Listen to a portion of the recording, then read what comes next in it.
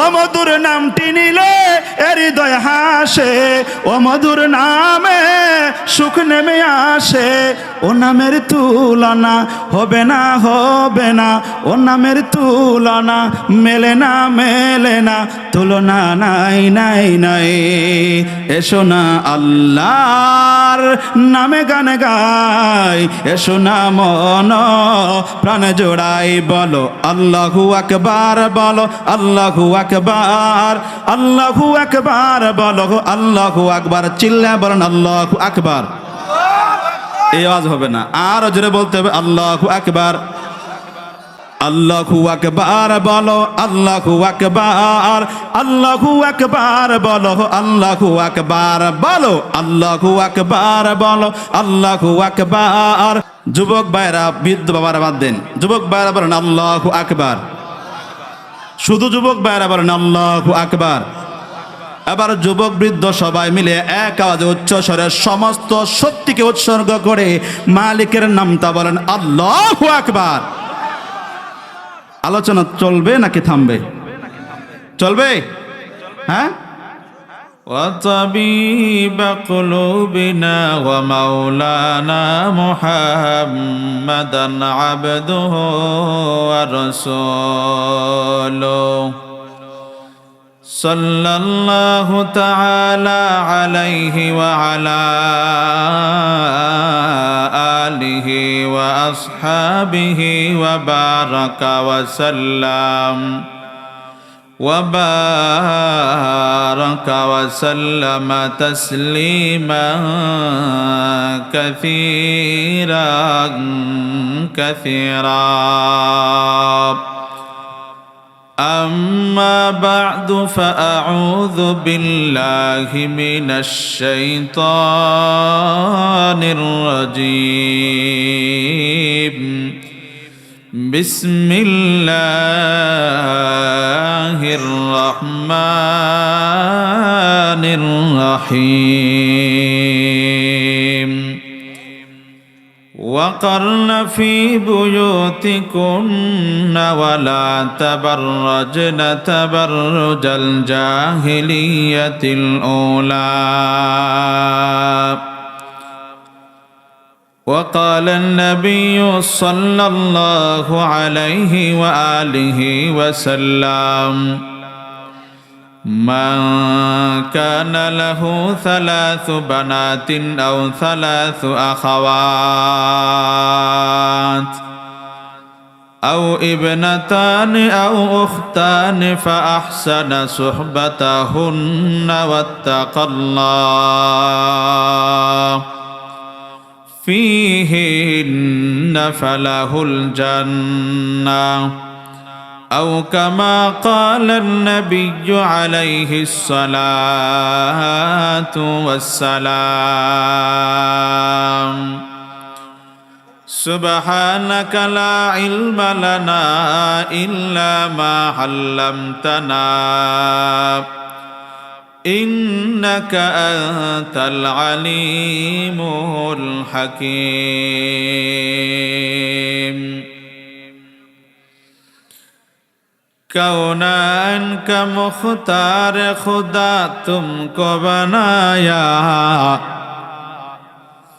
कौनान का मुख्तार खुदा तुमको बनाया, उम्मत की निगाहबान खुदा तुमको बनाया,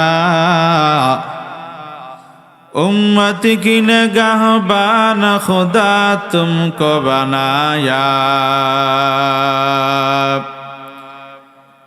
या रब मेरे आँखों में समा जाए मदीना, या रब मेरे आँखों में समा जाए मदीना. मुद्दत से मेरा दिल में तमन्ना ये मदीना, मुद्दत से मेरा दिल में तमन्ना ये मदीना. तलवार पकड़ हो के निकल मैदान आसीर, तलवार पकड़ हो के निकल मैदाने आसीर दुश्मन के मुकाबल तो लगा नाराए तकबीर दुश्मन की मुकाबल तो लगा नाराए तकबीर तू मर्द मुसलमान है तू मर्द मुसलमान तू मर्द मुसलमान है तू मर्द मुसलमान एक हाथ में तलवार एक हाथ में कुरान एक हाथ में तलवार एक हाथ में कुरान وقال تعالى في شان حبيبه ومحبوبه وموجوده ومعشوقه مخبرا وآمرا إن الله وملائكته يصلون على النبي يا أيها الذين آمنوا صلوا عليه وسلموا تسليما بلغ العلا بكماله সবাই পড়েন كشف الدجى بجماله حسنت جميع خصاله صلوا عليه وآله محمد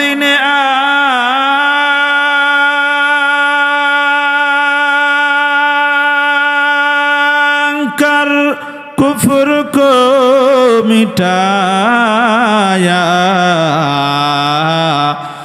कुफ्र को मिटा कर सदाकत बताया बलगल उला बिकमालिही कशफत दुजा बिजमालिही हसनत जमीउ खिसालिही सल्लु अलैहि व आलिहि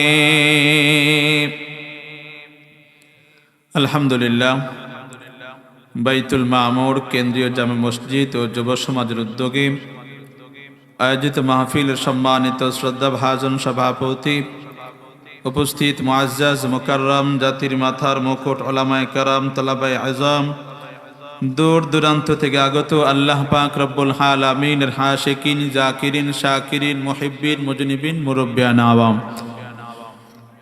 সমবয়স্ক যুবক ভাইয়েরা কলিজার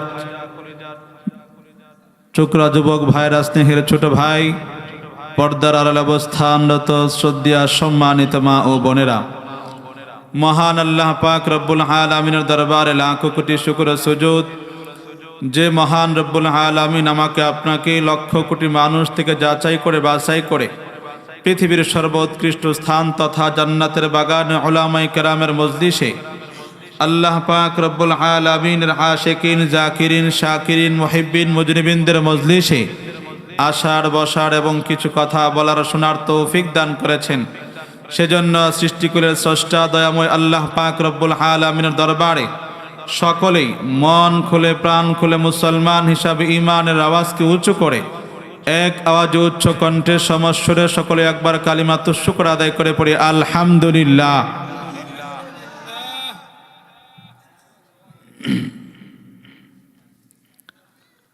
আমি আপনাদের সামনে পবিত্র গ্রন্থ ঐশী গ্রন্থ মহাগ্রন্থ আল কুরআনুল কারীমের সূরাতুল আহজাবের একটি আয়াতের খণ্ড বিশেষ তেলাওয়াত করেছি এবং রাসূল করিম সাল্লাল্লাহু আলাইহি ওয়া আলিহি ওয়াসাল্লামের অসংখ্য অগণিত অমীয় বাণী থেকে ছোট্ট একটি বাণী আমি আপনাদের সামনে পাঠ করেছি।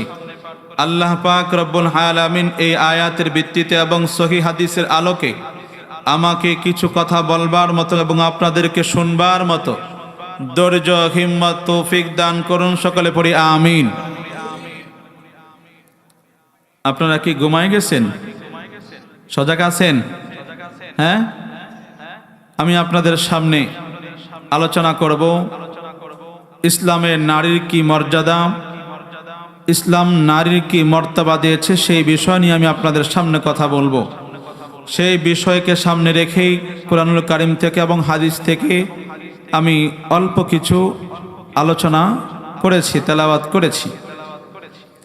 আচ্ছা, কোরআন হাদিস বলার পূর্বে আমি আপনাদেরকে একটা প্রশ্ন করতে চাই। বলেন তো দেখি, যেহেতু নারীকে ইসলাম কতটা মর্যাদা দিয়েছে, কতটা সম্মান দিয়েছে, ইজ্জত দিয়েছে, সেই বিষয়ে কথা বলবো। আমি সেই বিষয়ে কোরআন হাদিস বলার পূর্বে আমি আপনাদেরকে একটা প্রশ্ন করতে চাই। বলেন তো দেখি, নারী মানে হলো আমার মা, নারী মানে হলো আমার বোন, নারী মানে হলো স্ত্রী, নারী মানে হলো ফুফু। আচ্ছা বলেন তো দেখি, ফুফুর মর্যাদা, মায়ের মর্যাদা, বোনের মর্যাদা আমাদের দিলে আছে না নাই? এই আওয়াজ হবে না, আরো জোরে বলতে হবে, আছে না নাই? আছে। কেন আছে? কারণ ইসলাম বলেছে নারীকে তুমি মর্যাদা দাও, মাকে তুমি ইজ্জত দাও, তোমার বোনকে তুমি সম্মান দাও। এই জন্য আমরা মাকে সম্মান করি, আমার বোনকে সম্মান করি, স্ত্রীকে সম্মান করি। অন্যথায় ইসলাম আসার পূর্বে নারীর বিন্দু পরিমাণ মর্যাদা ছিল না। নারীকে বিভিন্ন দোকানে বাজারে বেচা কেনা হতো, যখন ইচ্ছা যে কেউ তার সাথে সম্পর্ক করত, আবার যখন ইচ্ছা তাকে ছুঁড়ে ফেলে দিত, একদম ব্যবহৃত টিস্যুর মতো মনে করত। কিন্তু ইসলাম আসার পরে এতটুকু মর্যাদা দিয়েছে, যতটুকু মর্যাদা দিয়েছে, এতটুকু মর্যাদা পৃথিবীর কোনো সংগঠন, পৃথিবীর কোনো ধর্ম, পৃথিবীর কোনো দল, পৃথিবীর কোনো মত দিতে পারবে না যতটুকু মর্যাদা ইসলাম দিয়েছে। কথা বলেন ঠিক কিনা? সেই বিষয় নিয়ে কথা বলবো। আমি আপনাদেরকে বোঝানোর সুবিধার্থে একটা কথা বলতে চাই যে ইসলাম আসার পূর্বে নারীর কি অবস্থাটা ছিল সেটা আমি আপনাদের সামনে আগে উপস্থাপনা করব। তারপরে ইসলাম আসার পরে নারীদেরকে কি মর্যাদা দিয়েছে সেই বিষয়ে কথা বলবো। First to last, A to Z আমি একটা বিষয় নিয়ে কথা বলবো। এখান থেকে একটু, ওইখান থেকে একটু, এখান থেকে একটু, ওইখান থেকে আর একটু, এরকম কথাবার্তা আমি বলি না। সেই জন্যে আমি যেই বিষয়ে কথা বলবো সেই বিষয়টা স্মরণ রাখবেন, আর দেখবেন আমি আমার বিষয়ের মধ্যে আছি কিনা। এই কাজটা মনোযোগ লাগবে ধরার জন্য। আমরা মনোযোগ দিয়ে শুনতে রাজি আছি তো ইনশাআল্লাহ? কারা কারা রাজি আছে দুই হাত তুলে দেন। লিল্লাহি তাকবীর, আরো জোরে লিল্লাহি তাকবীর। এই আজ হবে না, আরো জোরে লিল্লাহি তাকবীর। আল কোরআনের আলো। এত আসতে গেলেন তো আর আওয়াজ দিতে হবে, পারবেন তো ইনশাআল্লাহ? অল্প সময় আলোচনা করব। প্রধান বক্তা চলে এসেছেন, আমি অল্প সময় আলোচনা করব। তো ইসলাম আসার পূর্বে নারীর কি মর্যাদা ছিল, ছোট্ট একটা যদি আমি উদাহরণ দিয়ে দৃষ্টান্ত দেই আপনাদের বুঝে আসবে।